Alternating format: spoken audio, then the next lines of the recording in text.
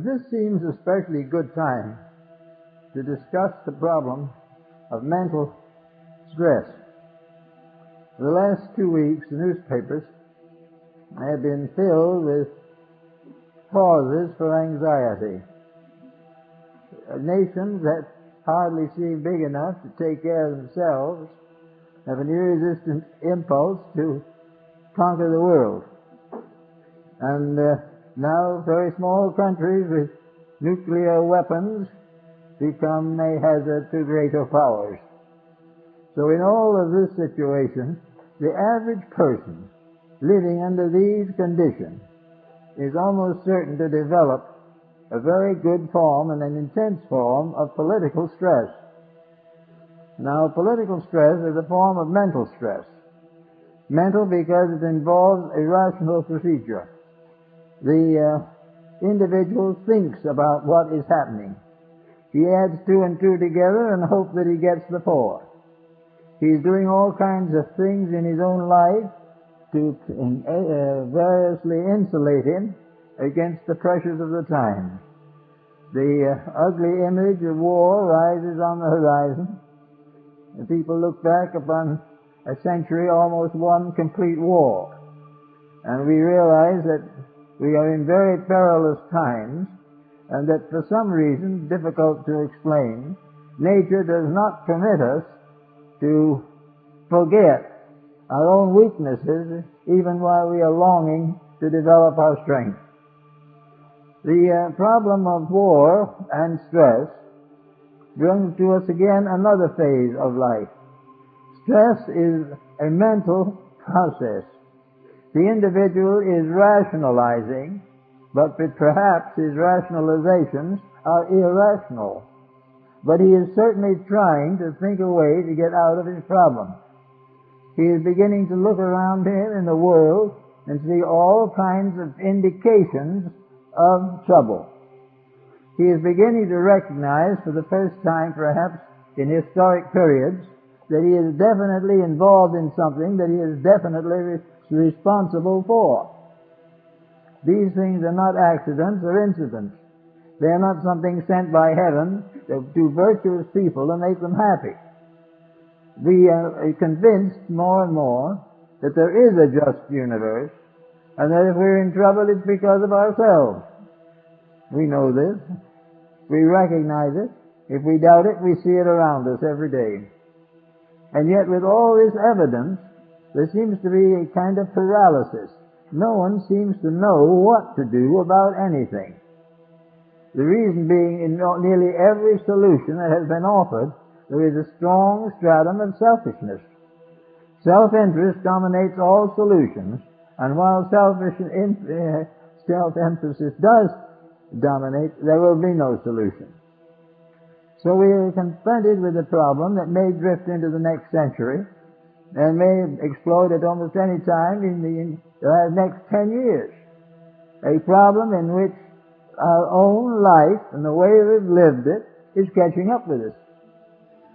We don't like to think of it because many people, how we might point out, are not directly responsible. The individual of 80 or 70 years is not responsible for the fact that the Iranians are looking for new oil fields.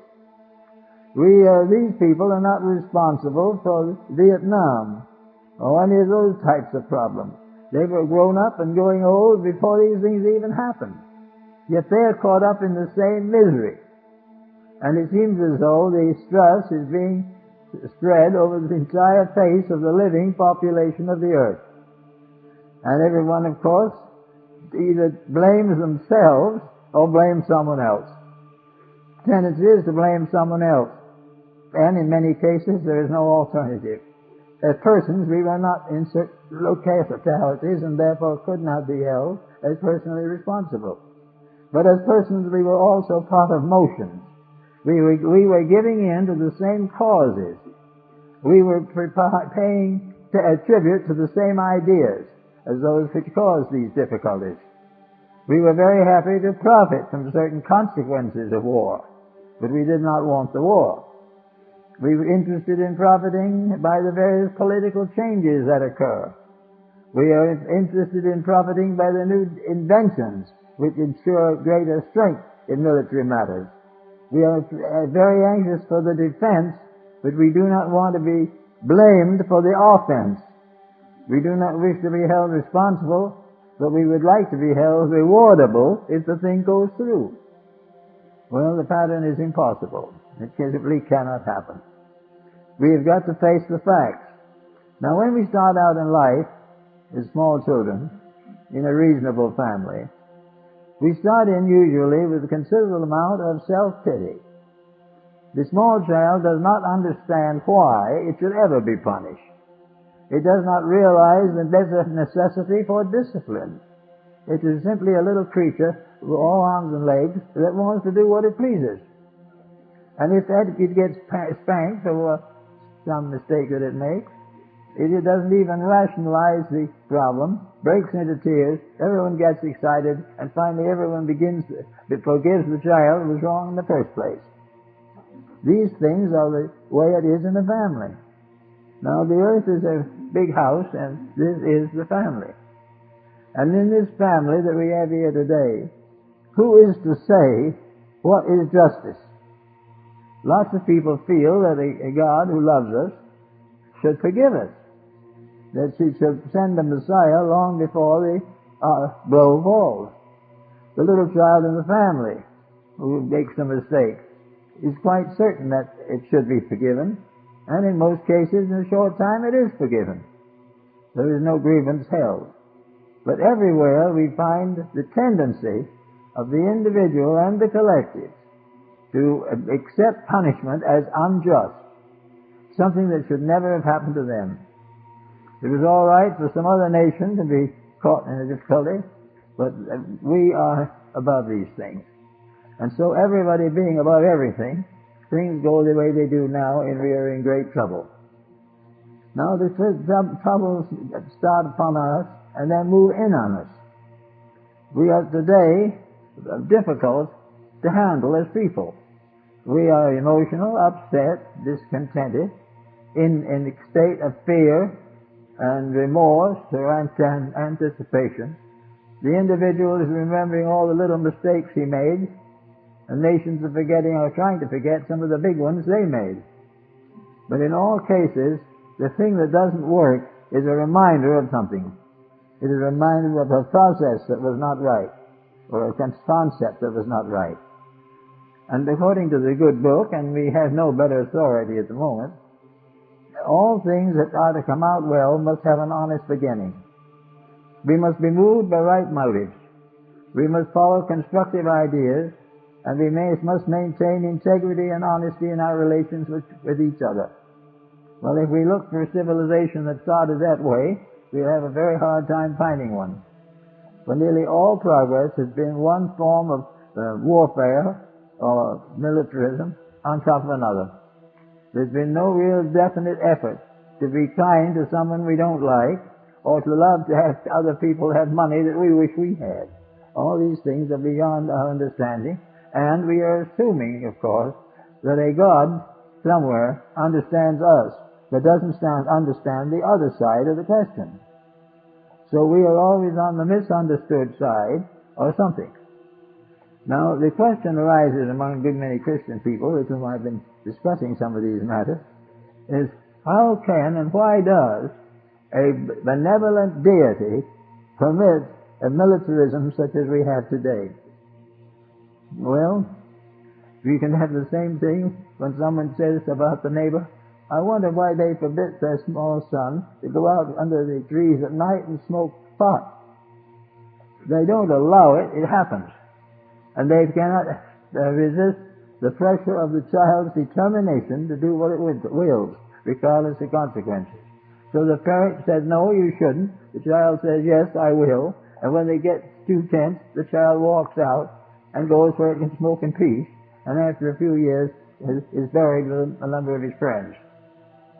The picture is the same, always in the same direction. The struggle against order, law and order, and against that, appetite and ambition. So we have the thing today. The world of the Middle East is just a big family. squabbling as families do, and always looking for some way to make an advantage out of the squabble. Everyone knows exactly what is happening. They know what is happening. There's no doubt in the world that these people know just as much about the fallacy of war as we do. But between them and us and the fallacy is the possibility of temporary gain and a larger price for crude oil. So things go on as they were. And the universe as we know it, the human universe, is composed of people who are willing to compromise principles in order to gain profits of some kind for themselves. Now, if this happens in the family, there might be some excitement. They'll say something should be done to punish these juvenile delinquents. Well, nature doesn't come down like Simon Legree with a horsewhip. Nature is constantly compensating the creatures which it has brought forth. Compensation means to be paid in like, to be paid in the currency of the cause and the deed. And the compensation for a misdeed must necessarily be unpleasant. You cannot do what is wrong and be rewarded for it by what is right. You have to go through the problems of the consequences of your own mistakes. The deity that we understand and believe in is not a visible old gentleman sitting upon the clouds. He's not going to wag his finger at us and tell us we are being bad. But nature will work through its laws and rules which are immutable. And these laws are absolute justice. And absolute justice, in the last analysis, is the highest form of love. When we do what is right and maintain it, the guardian powers of life reward us. When we voluntarily and intentionally do what is wrong, simply because it is easier or more profitable, the gods of laws and orders and of natures and stars do not reward us with a happy life. So we earn what we hope to have. And if we hope to have wealth, we have it, but we have the troubles that come with it. And we will have these troubles as long as we live the way we do now. So we have another crisis. Well, is it going to break out into a war? Are there going to be more great struggles? Are we going to have brother against brother? Are we going to have God fighting against God, so to say? Are we going to have more tragedies? It's almost impossible to imagine tragedies greater than those we've already had. And in the last century, presumably the most enlightened century of all time, we had the worst wars of all time. We had the greatest destructions that have ever been known on the planet. Why? Not because God didn't love us, not because the universe was against us, not because of the terrible pressures of laws that we can't understand and never will understand, simply rewards for actions we do understand and should do something about. We are getting exactly what we deserve. Now that means, of course, that it looks as though those who don't deserve are getting punished also. And this looks very difficult.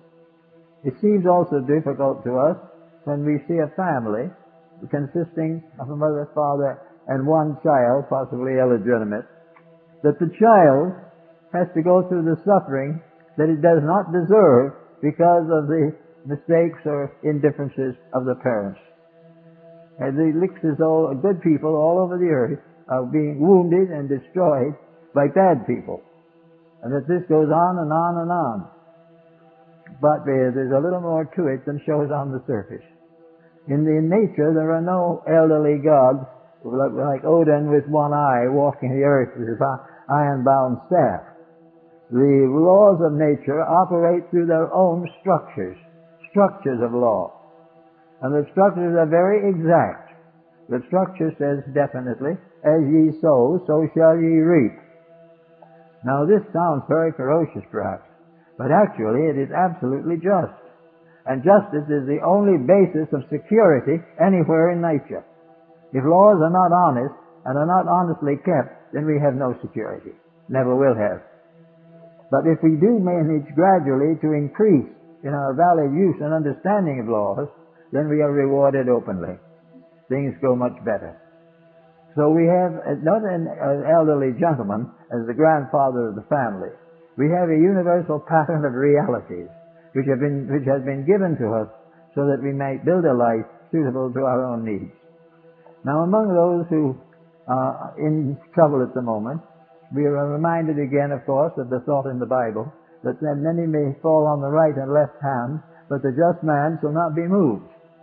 So what we have to realize is that somehow the person who doesn't deserve it isn't going to get it. The individual who deserves something better will get something better. And everywhere along the way, the division between the wheat and the chaff is real. That we are not going to be punished for being right. We are going to be chastised moderately, usually, for being mistaken. And if that mistake is impelled by covetousness or personal destructive ambition, then the penalty gets heavier. But the fact of the matter remains is that we are rewarded for being right, and the right person is protected. Now, how does the right person get to be protected? Well, being the right person isn't a quick job. Being the right person isn't going to be one who goes to bed on Saturday night a mistaken person and wakes up Sunday morning a right person. It's not going to be like that. Neither of joining religious orders or reading the scripture is going to do it. Nothing that we talk about, nothing that we discuss or rationalize will do it. The only way that we can be a right person is to be one. And to be a right person in nature means to keep the rules of the game. Regardless how we feel about it, if we do what is right, we come under the protection of those powers that guide all things. So always in every generation, in every cycle of life, there are small groups who keep the rules. And those are the small groups which we associate with progress. We associate those small groups with the great religions of the world, with the great philosophies, with the great founders of idealistic sciences, the artists, the musicians, all who have devoted their lives to beauty and truth and wisdom. They, in a way, are the ones who are the salt of the earth. Now, sometimes it happens that some of these people have all these characteristics, these loves of things, and still they're not honest. Therefore, there are many forms of achievement which are not rewarded as we should expect them to be. But it's not because of a fallacy in nature. It is because the achievement was not achieved the way we thought it was, or we did not understand the meaning of the lesson that we were being taught to learn. In this 20th century, we have a lot of lessons. We have lessons on almost every subject dealing with human relationships. We have even lessons concerning interstellar space. We have relationships and lessons in the advancement of industries. We have lessons in the advancement of health.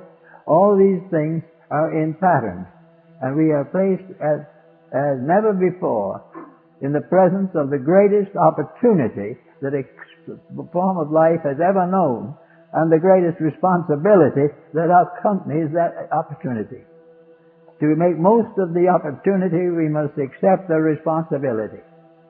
And to expect the responsibility means to live in harmony with the laws which protect us against the shortcomings of ourselves and each other. This is therefore part of the problem of stress in a political system or in the mental level. The mind is a great excuser, justifier, evader. The mind can talk us into anything and out of anything we wish to allow it to do, and yet nothing that the mind does any more than what the earth does can break a rule without breaking harmony. The mind is to be used in a certain way. The mind is given to us to find the truth. When we use it for any other purpose, we get into trouble. When you try to use a skillful thought as an escape from a virtuous action, we are in serious trouble. The mind must be used as it was intended to be used. If the mind is converted to selfishness, it will give us one dynamic empire after another, each one of which will fall in ashes and decay. Every time we use the mind selfishly, we are in more trouble. And yet it seems to us usually that the mind was given to us for that reason, to make us have trouble. We feel sometimes as though the trouble is part of some tyranny in space, that this mind is being used definitely and indefinitely to hurt us. that it makes us do what is wrong whether we want to or not.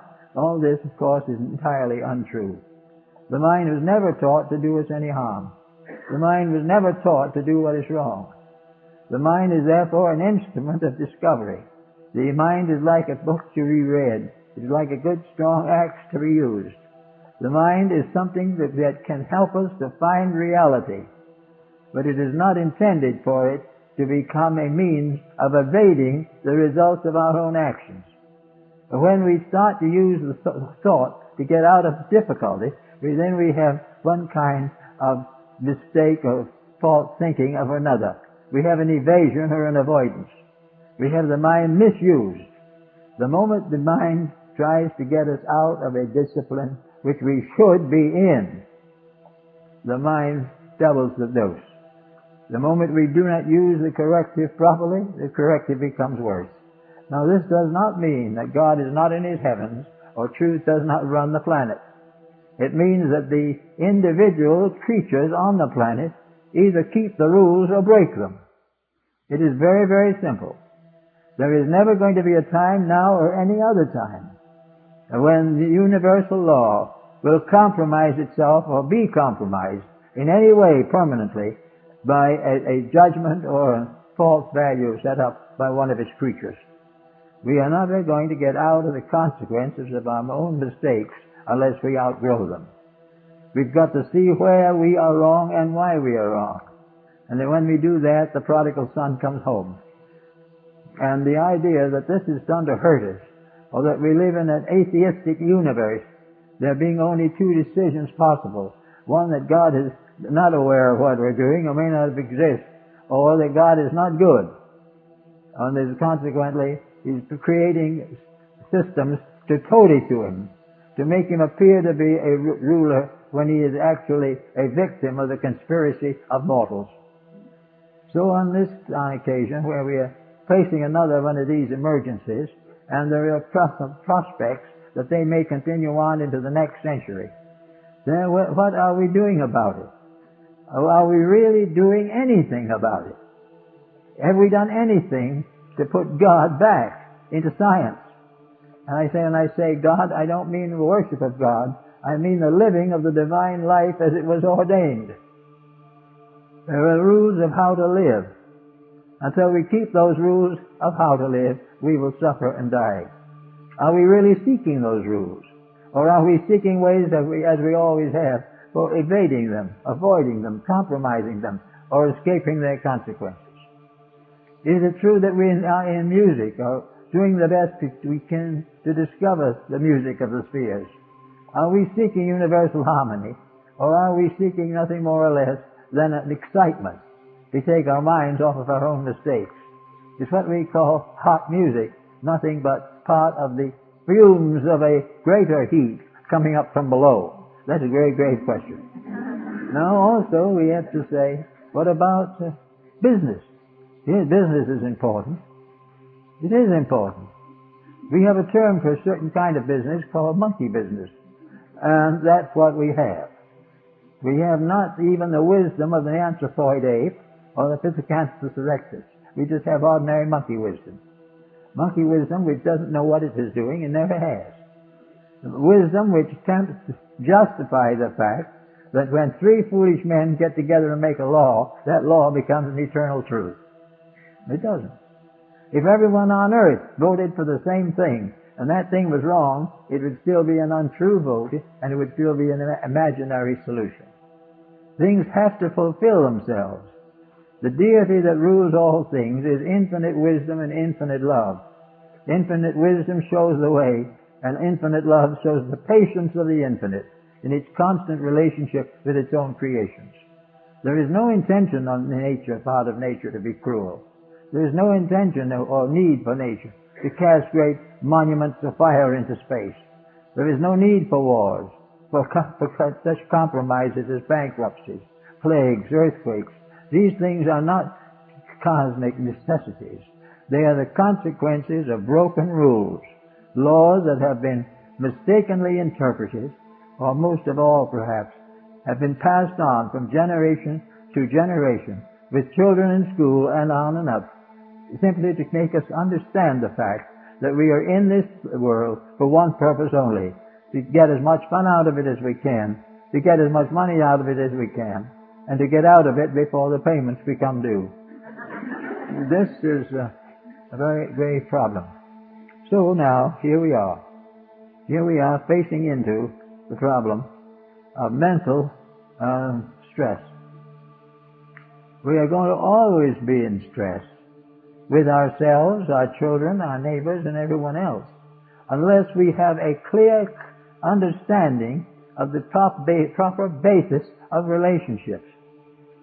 The easiest way to find the basis of these relationships, fortunately or unfortunately, depending upon your opinions, is through the basis of the great religions and philosophies of the world. There's no probability that science will ever give us those solutions, because science isn't interested in it. A scientist might rise and do it, but science won't. There must be a scientist who outgrows science. So we have to look elsewhere. But we have to look somewhere where skills and achievements and advancements lead always to the public good. Now, I saw a book a few days ago that someone handed me to look at, written quite a ways back in the 30s somewhere, on the development of the computer and television and this type of thing. And the book was written by somebody who was pretty insightful and pretty well described exactly the mess that these discoveries have caused. That instead of these wonderful discoveries leading to new advancements, knowledge and understanding, more world peace, more equality, more jobs, more kindness between nations, more tolerance between religions, instead of these desirable ends, all we're getting out of it is more noise and more crime.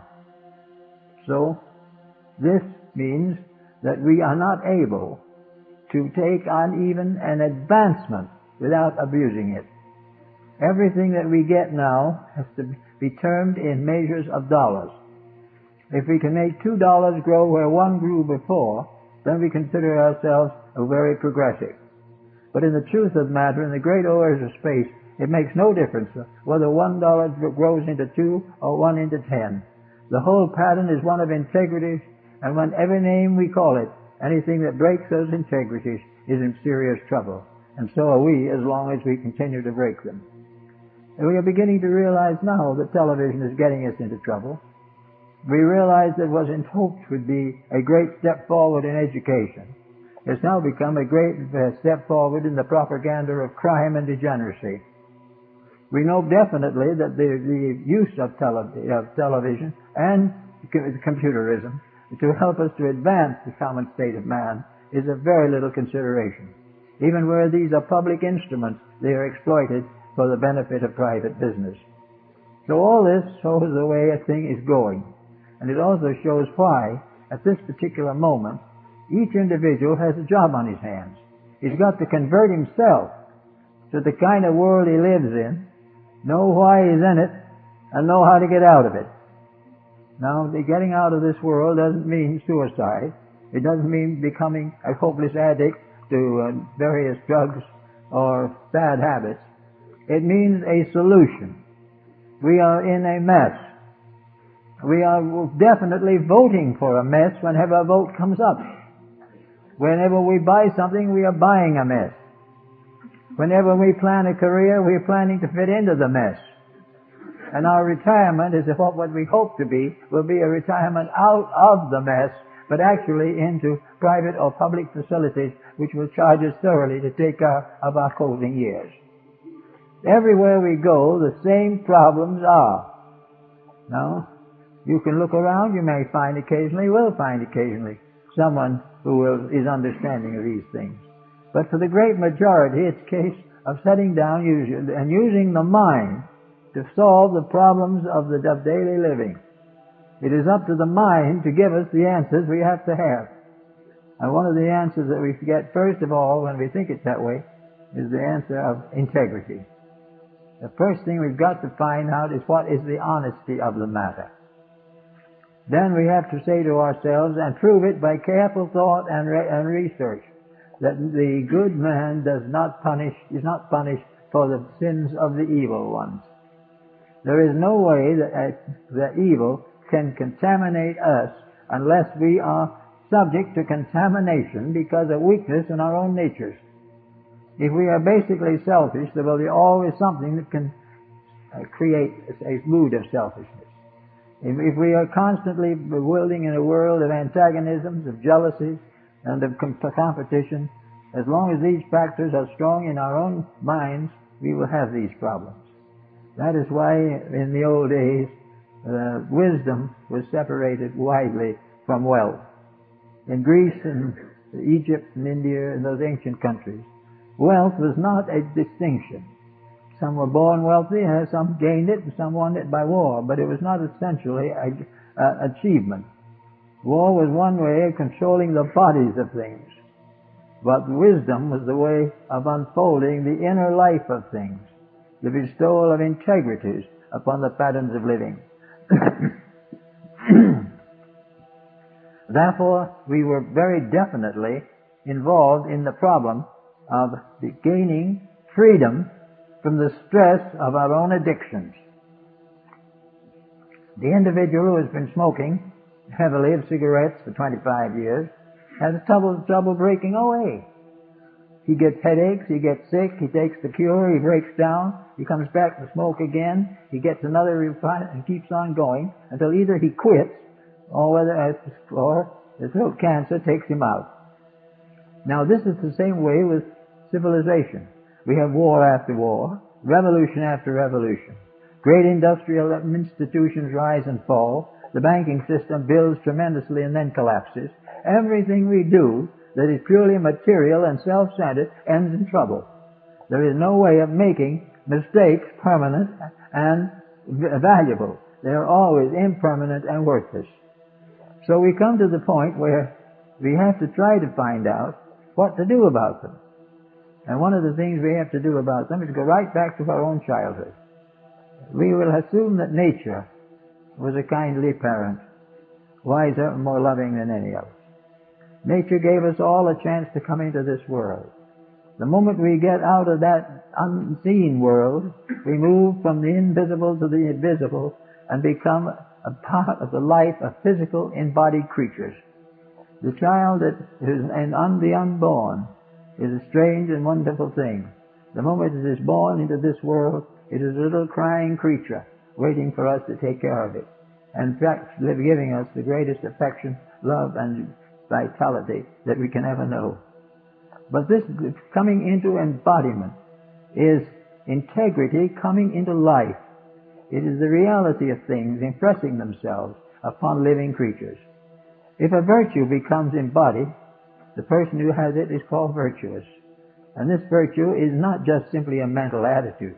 It is not a compensation for being unselfish when you really want to be rich. Not at all. It is the fact that you have outgrown a fallacy. You have outgrown something that was ultimately going to kill you and have chosen rather that which will ultimately bring you to eternal life. And that is nature's love. Nature's love is to see you grow. And your idea, for most part, in the material world, is to resist growth in every way possible because it interferes with immediate profit or social standing. Yet this social standing and this profit vanishes away, and it becomes part of a great lost world which can never be restored. We are gradually reaching the point now where a decision is inevitable. We are going to have to decide what constitutes a good life. That we can use almost any invention that we have for the benefit of all concerned if we take selfishness and self-interest out of it. We can grow beautifully in all the ways that we ought to grow if we stop thinking of growth merely as wealth. The individual who believes that growth is getting into a higher bracket of public office is a mistaken person. He is mistaking the reason for himself. That doesn't mean he couldn't have a higher office, but would have to be elected for a different motive, for a different reason. He would be elected because of what he could give and not for what he could get.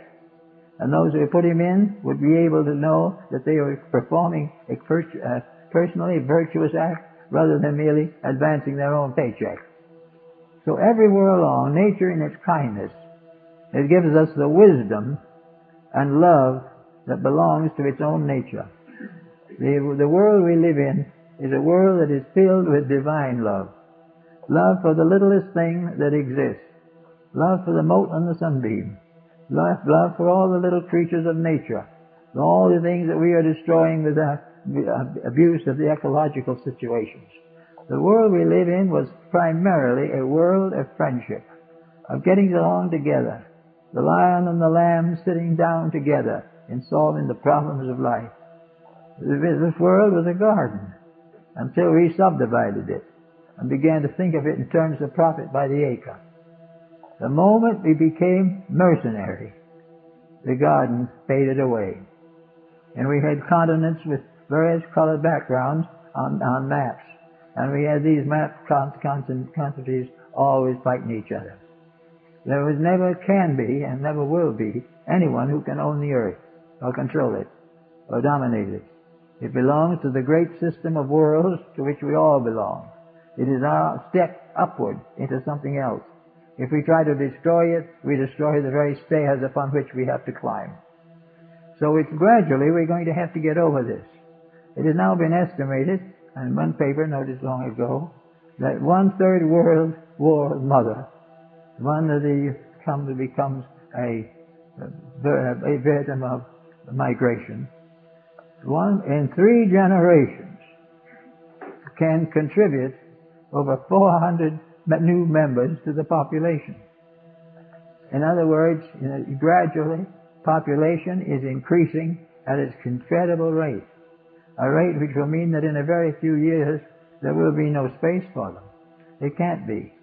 And someone says, well, it's pretty obvious that God made a mistake on that one. No. Man made the mistake.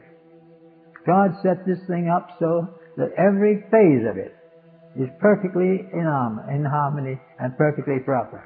And the way it was developed and established in the first place, it could go on for 1,000,000 years without any definite danger to anything that inhabits it. But in a few thousand years, we have made it a madhouse and a slaughterhouse. And there's where the thinking has to change. So, we come now to our present day. And we come to consider the situations that we are going to face when we begin to think in terms of the effect of stress upon mind. Stress upon mind means gradually discouragement, fear, anxiety. It begins to doubt the will and goodness of providence, doubt the kindness of your own friends, doubt the integrity of your own family. Little by little, stress creates evil. If they're not there, it will be suspected. If it is there, it will be exaggerated.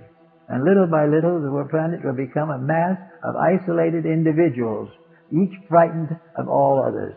Every animal afraid that it will be eaten for meat. Every plant that will be ground up to something. Every elephant that will be killed for ivory.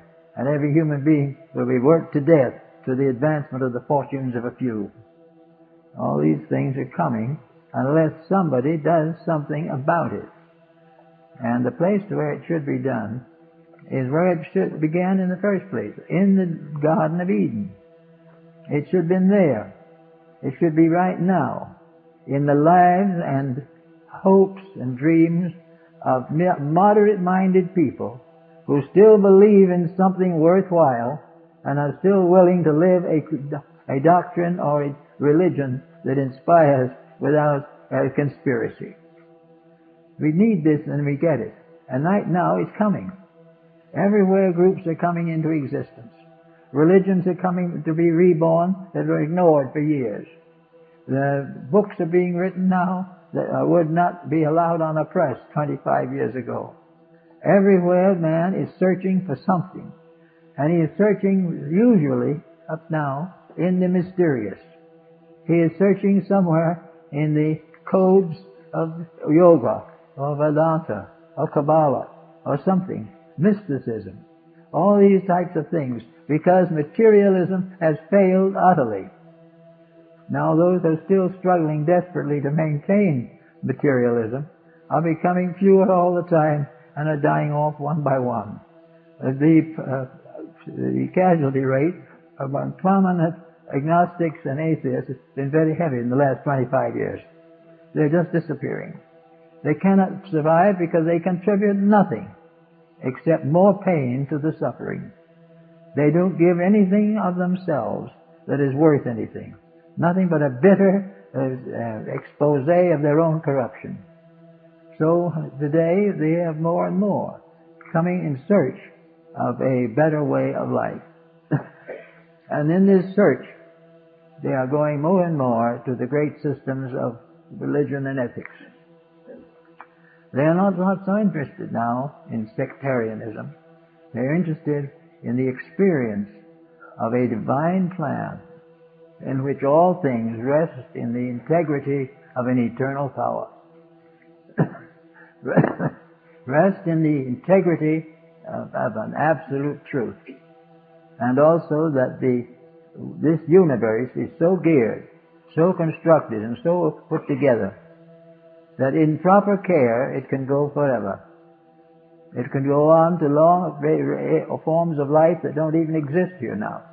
It can go on into the infinite as a step in the development of a great unfolding integrity. If we abuse it, we destroy it and ourselves with it.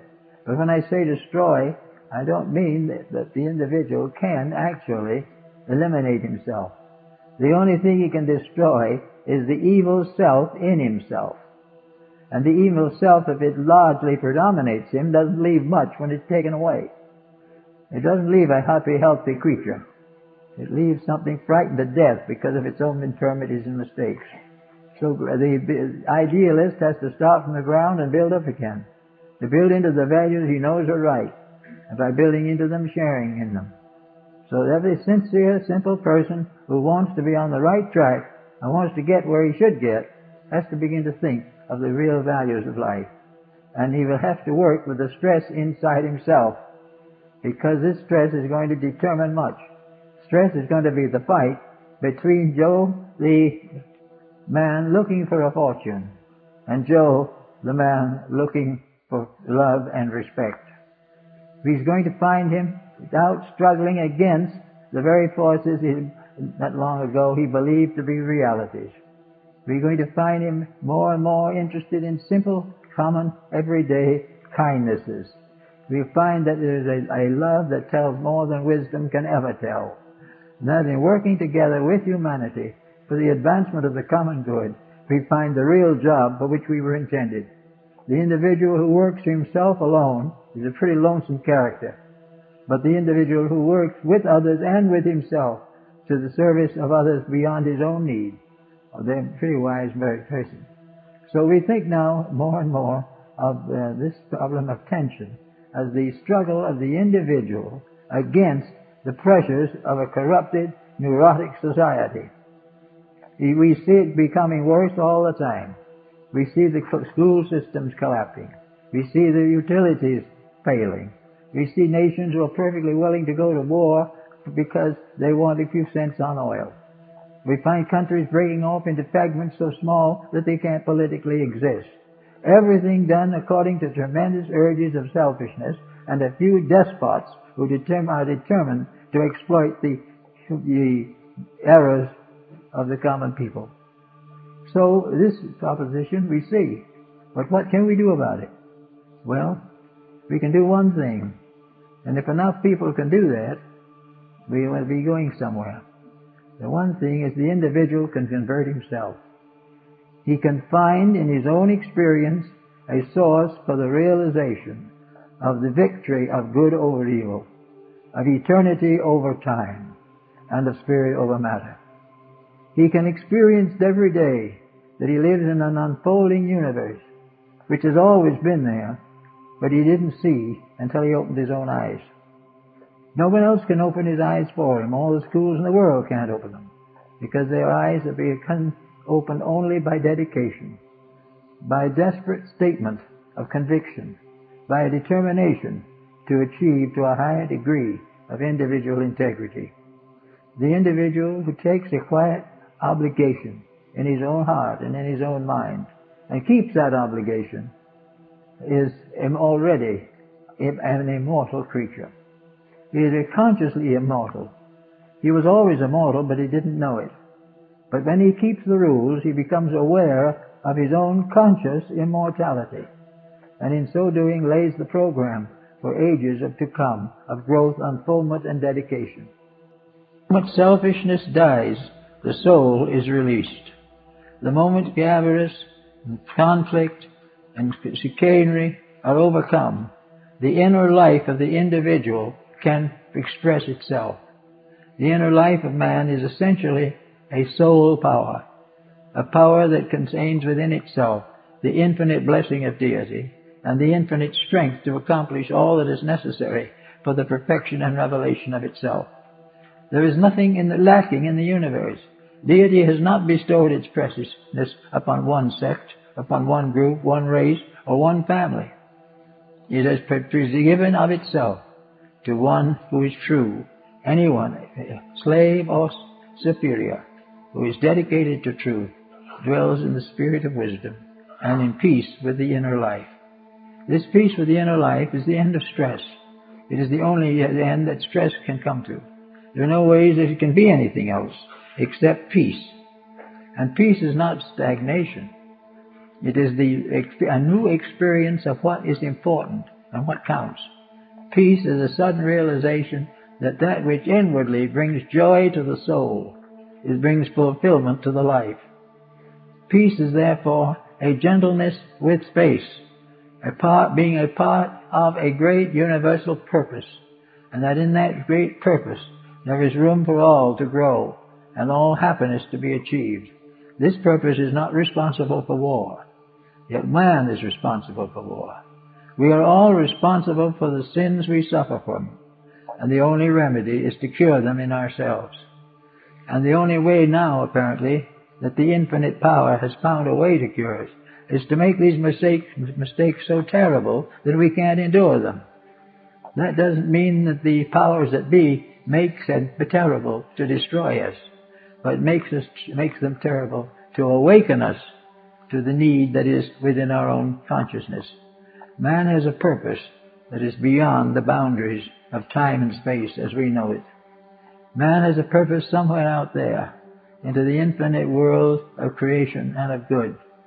It is part of a great redeeming life that moves through space and time to the fulfillment of its own purpose.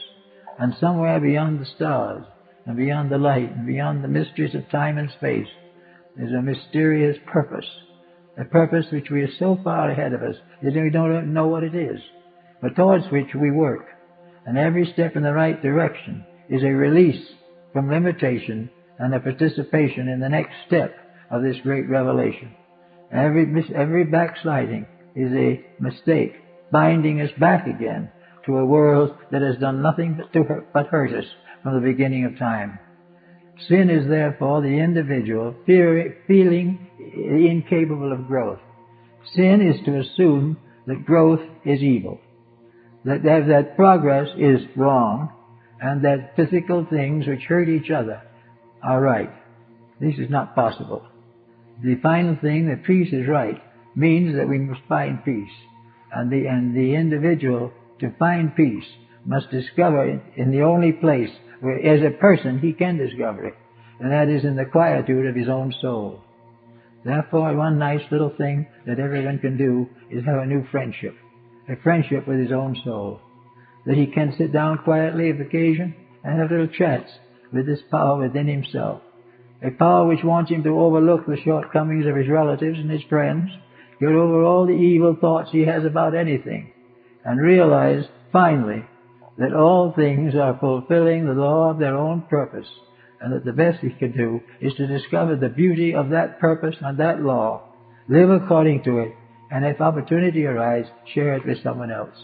There is no reason why this journey through life should just be one war after another. There may be wars and rumors of war, but the just person sees through them, knows what they are, and realizes that out of this wanderings in the wilderness, the human soul will come ultimately and finally to the promised land, which is its proper home. When we realize that, we know exactly why we're here. And when we know why we're here, we also have the peace of mind He doesn't worry anymore what Iraq does to Iran. These things will be for them to decide, and they will be rewarded or punished according to the measure of their integrity. The purpose that we have is to remember that we mustn't think of these things in terms of other people getting away with being bad, while we have to suffer for being good. This is not it. No one ever suffered from being good. They suffer from a false sense of goodness. They fall usually from a goodness which is frustrated selfishness. And while that remains, that isn't the answer. But there's no reason why those who have understanding and insight cannot live a good and enlightened life in the very world we're in. And that in this case, that will reduce tension and reduce stress. Stress is a sense of discontent, of disconcertion. Stress, as we know it, is a sense of unfairness. We don't feel stress about the punishment for crime if it is legitimate. But when the innocent are punished for the guilty, then we feel stress. We feel remorse. We think there's something wrong in the plan of things. But what we have not learned is that no one yet has been punished for being right. Many are punished trying to be right. Many have had to go to give up a great many things that other people believe necessary in order to gain right. But I've known several who, having given away all of this world's goods, have retired into the simple life of serving others in some gentle capacity.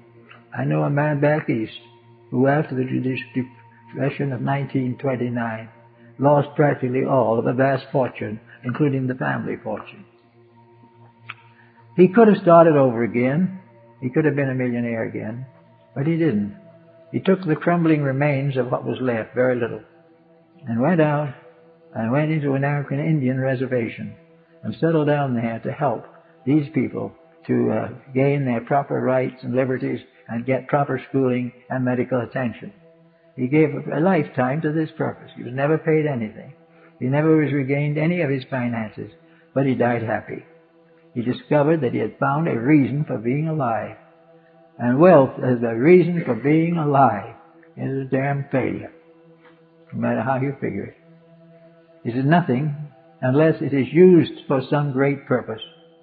The legitimacy of wealth is its dedication to the needs of humanity. So everywhere peace, security, integrity will remove stress if we stop allowing selfishness and competition to constantly interfere. There is nothing that the individual has in this world that he's going to take with him but himself. Therefore, he might as well get rid of some of it here, keep what he needs, and start living a better life, not trying to compete for great wealth. The more wealth he competes for, the worse his governments are going to be. The more lands he takes, the more lands will be taken from him.